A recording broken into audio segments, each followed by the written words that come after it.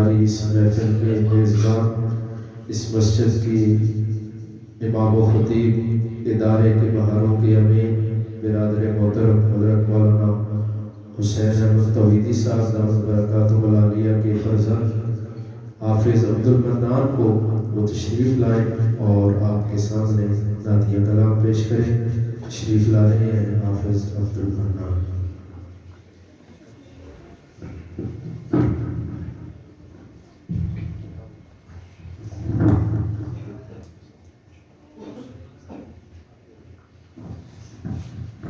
السلام علیکم ورحمۃ اللہ وبرکاتہ۔